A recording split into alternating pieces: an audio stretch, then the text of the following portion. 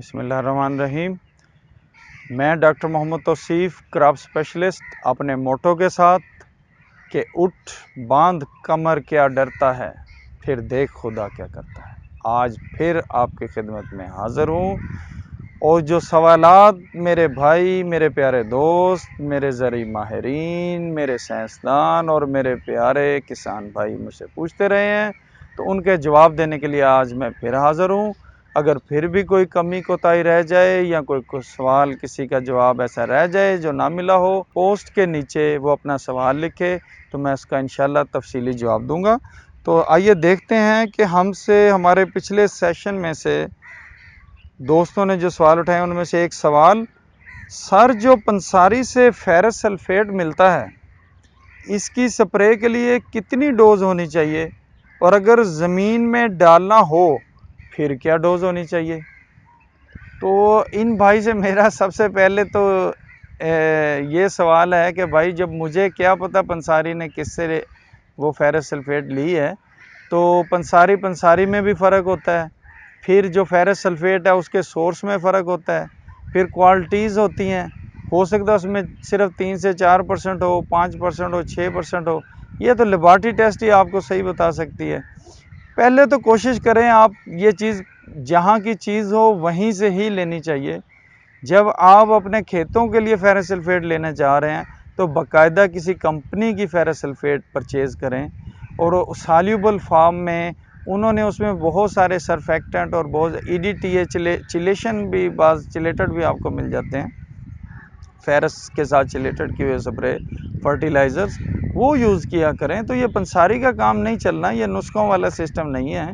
तो अगर आप फिर भी आप ले बैठे हैं, परचेज़ कर बैठे हैं, तो इसकी आपको जो है ना कम से कम 500 ग्राम जो है आप यूज़ करें, क्योंकि उसमें बहुत उम्मीद है कि बहुत कम उसमें जो है ना फेरस के फायदे, लेकिन अगर उसमें कोई और मुरक्कब हुआ तो आपकी फसल को नुकसान दे सकता है, तो इसकी कोई जिम्मेदारी नहीं है।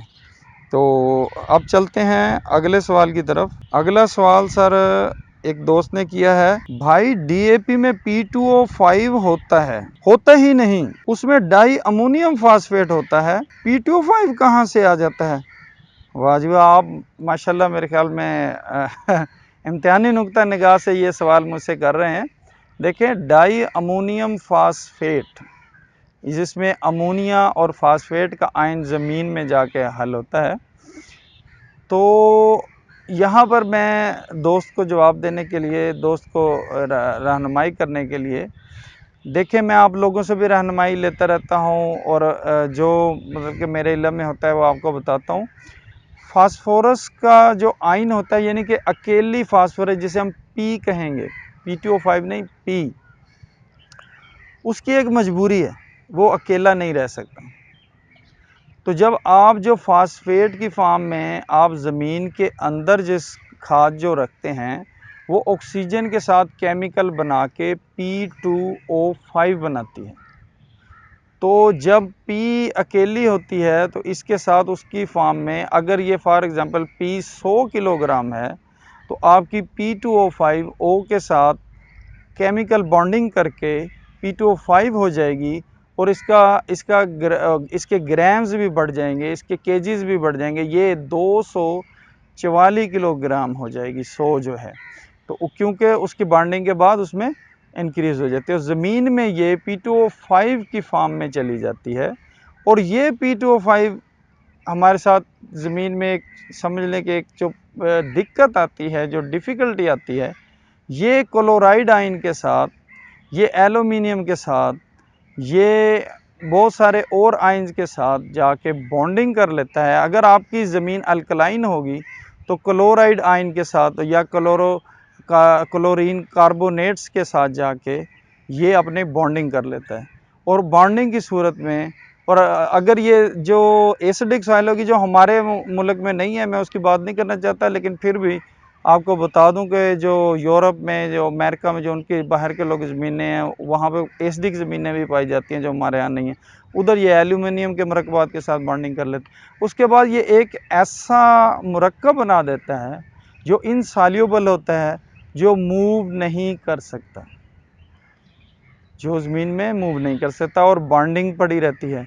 लेकिन जो हम फर्टिलाइज़र ऐड करते हैं वो H2PO4 माइनस या HPO4 माइनस की शक्ल में होता है, जो हाइड्रोजन आयन उसके साथ मिलके उसको इस फॉर्म में लाता है कि वो नेक्स्ट किसी मुरक्कब के साथ रिएक्शन करके पौधे की जड़ में तक जाने के लिए अपनी राह बनाता है।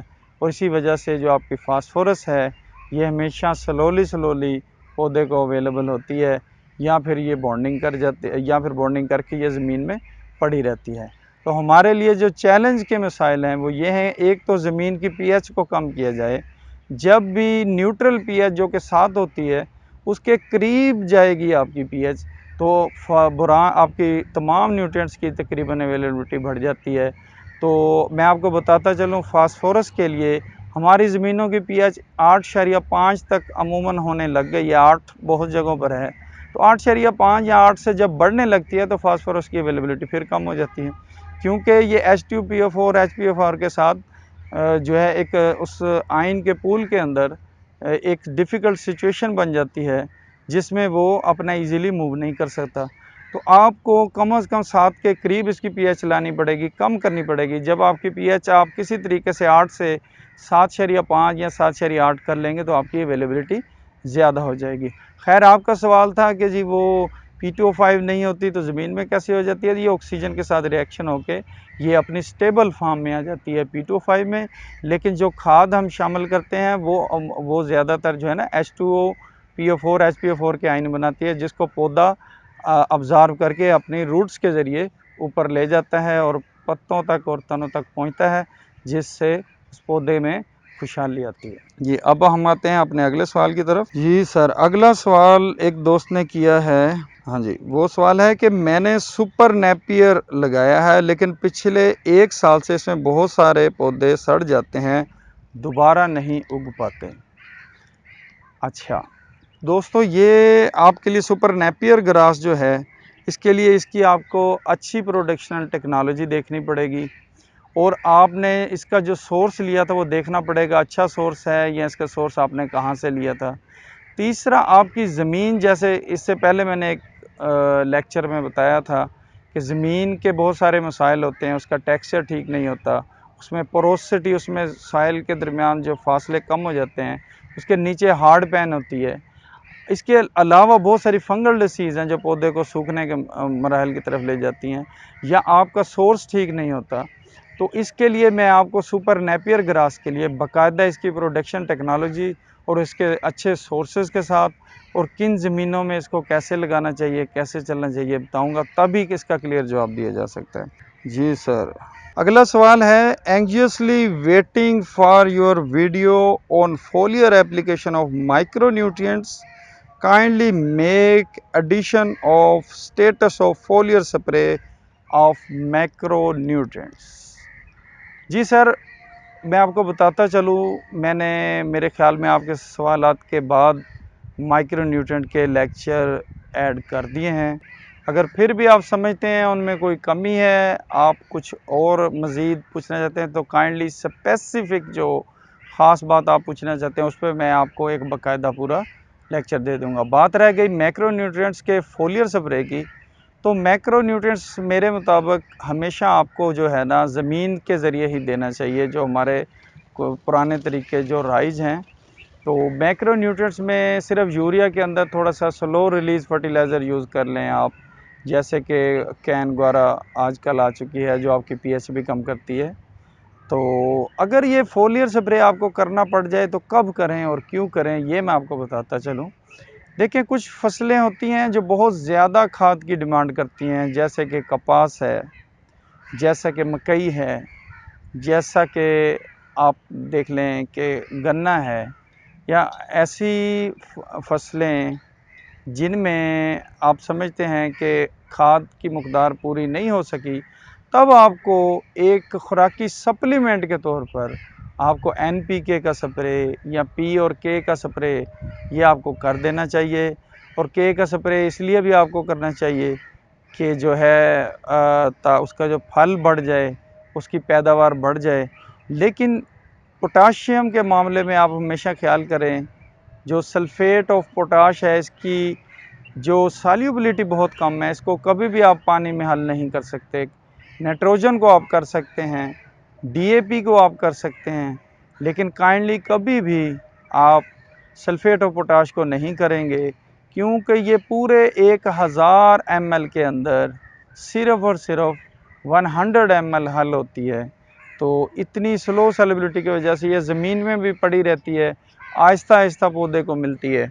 और अगर आप पोटाश का फोलियर स्प्रे करना ही चाहते हैं तो आजकल मार्केट में आपको सोलियो पोटाश के नाम से 25 kg का जो थैले मिल रहे हैं, उसमें उन्होंने एक जो है फर्टिलाइज़र में उनके अंदर केमिकल प्रोसेस किया हुआ है, जो मैं आपको बताता चलूँ।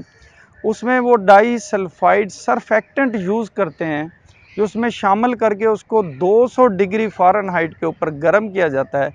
उसके बाद जो सल्फेट ऑफ पोटाश बनती है वो सोलियो पोटाश बनती है और उसकी डाइजेस्टिबिलिटी बढ़ जाती है। अगर कंपैरिजन में मुकाबला मैं आपको बताऊं, सल्फेट ऑफ पोटाश अगर 5 मिनट के अंदर 70 ग्राम हल हो रही है, तो इसकी स्पीड ऑफ सॉल्युबिलिटी ये है कि ये 5 मिनट के अंदर 110 ग्राम हल हो जाएगी। तो इसीलिए इसका रेट भी मार्केट में आपको थोड़ा सा ज़्यादा मिलता है, क्योंकि इस पर उन्होंने प्रोसेसिंग भी की होती है और ये आपको फ़ायदा भी ज़्यादा देता है। तो नाइट्रोजन को आप 2% से 5% तक तो ना जाएं, आप ज़्यादा पर हल करेंगे पानी में, नाइट्रोजन से आपके पत्ते जल जाते हैं। ये सिर्फ 2% तक आप स्प्रे कर सकते हैं। इसी तरह 2 से 3% तक आप डीएपी को स्प्रे कर सकते हैं। लेकिन ये जो पोटाश है, ये आप हमेशा सोलियो पोटाश ही यूज़ करें और इसकी भी मकदार जो है 3 से 4% तक रखें। ज़्यादा जो है आप रिपोर्ट के बाद देख सकते हैं और उसकी टॉक्सिसिटी चेक करके देख सकते हैं। अगर ये ज़्यादा हो जाएं तो फिर आपके टॉक्सिसिटी के नुकसानात भी होते हैं। ये चलते हैं अगले सवालात की तरफ। सर, धान में सोना, बोरान एंड एसओपी एक साथ छट्टा कर सकते हैं? ये कर सकते हैं, लेकिन उसको बहुत अच्छी तरह आपको मिक्स करना होगा, ताकि वो, क्योंकि आप उसकी जो बोरान की बहुत थोड़ी मकदार होती है 3 किलोग्राम, और सल्फेट ऑफ पोटाश तकरीबन एक बोरी 40 किलोग्राम आप करेंगे। 3 किलोग्राम को 40 में आपको इतनी तरीके से हल करना पड़ेगा कि एक एक दाना मिक्स हो जाए। लेकिन मैं इससे बेहतर मशवरा आपको यही दूंगा कि बोरान को आप फर्टिगेट कर दें 3 किलो के हिसाब से, लेकिन वहाँ भी आप मिक्सिंग का ख्याल रखेंगे। जहाँ पर आप मिक्सिंग बहुत अच्छी कर सकते हैं, आपने वो काम करना है, क्योंकि उस 3 किलोग्राम को आपने खेत के इंच तक पहुंचाना है, ताकि तमाम पौधों को एक जैसा बेनिफिट हासिल हो और तमाम पौधों को एक जैसा फ़ायदा हो। चलते हैं जी अगले सवाल की तरफ। सर जी, बोरान की मकई को फसल पर इस्तेमाल किस वक्त करना चाहिए? जी, बहुत अच्छा सवाल है। देखें, मैं पहले भी बता चुका हूँ, एक और किसान भाई का सवाल भी इससे मिलता जुलता था। टेसलिंग और सिल्किंग। टेसलिंग जब उसके पोलिनेशन होती है और उसके मेल जो है उसके जरदाने बनते हैं, उसके बाद सिल्किंग होती है जिसमें फीमेल फ्लावर्स बनने शुरू होते हैं। तो ये दोनों सेंसिटिव प्रोसेस हैं। इस प्रोसेस में आपने डायरेक्ट कोई स्प्रे नहीं करना होता।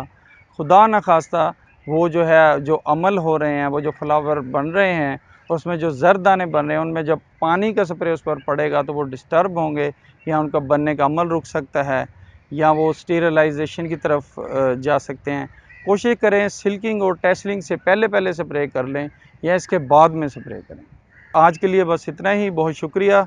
मैं फिर आपके साथ हाज़िर होऊंगा। मेरे सेशन में जितने भी सवालात पूछे गए हैं, तमाम सवालात का एक एक करके आपको जवाब दूंगा। जब तक अब मेरे किसान भाइयों का जो है मसाइल हल नहीं हो जाते, मैं कोशिश करूंगा जहां से भी मुझे इल्म लाना पड़े, बुक से, नेट से, मेरे अपने तजर्बे से और मेरी अपनी रिसर्च पब्लिकेशन से, आपके लिए मैं हाज़िर हूँ। आपका अपना खादम डॉक्टर मोहम्मद तौसीफ। अल्लाह हाफ़िज़।